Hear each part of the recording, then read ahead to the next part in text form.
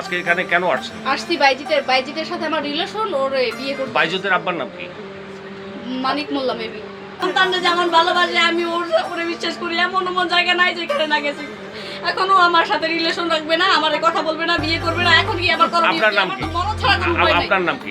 ও আমার সতীত্ব নষ্ট করছে, ও আমার বিয়ে করবে। আপনার নাম কি? আমার নাম ফারজানা। আপনার বাবার নাম কি? আব্বুর নাম ফারুক হলাদার। গ্রাম সোনাউটো। সোনাউটো। আপনি কার সাথে রিলেশন? আজকে এখানে কেন আসছেন? আসছি বাইজিতের সাথে আমার রিলেশন, ওর বিয়ে করতে। বাইজিতের আব্বার নাম কি?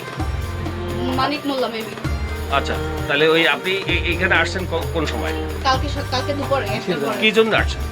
আসছি বিয়ের দাবিতে। আপনার সাথে তার সাথে কতদিনের সম্পর্ক 2 ছিল? বছরের।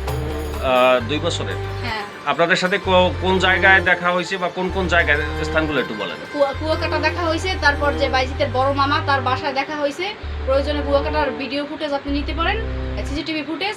আর হচ্ছে এরকম নানা, আর ওর বাসায় আমার দেখা হয়েছে। আমারে ও ঢাকার বাসায় নিয়েছিল। কতদিন ছিলেন সেখানে? সেখানে একদিন ছিলাম। ধরেন আমি 2টায় গেছি, 5টায় বের হয়েছি। ওর সাথে একত্রে কতদিন ছিলেন?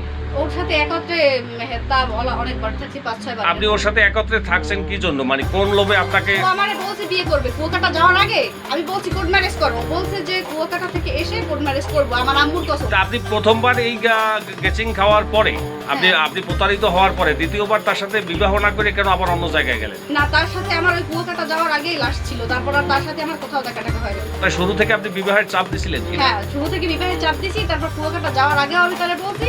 তারপর সে বলছে যে কুয়াকাটা থেকে এসে এখন এই জায়গায় আসছেন, আসার পরে তারা আপনার সাথে গতকালকে রাত্রে থেকে কি ধরনের ব্যবহার করছে পরিবারের লোকজন?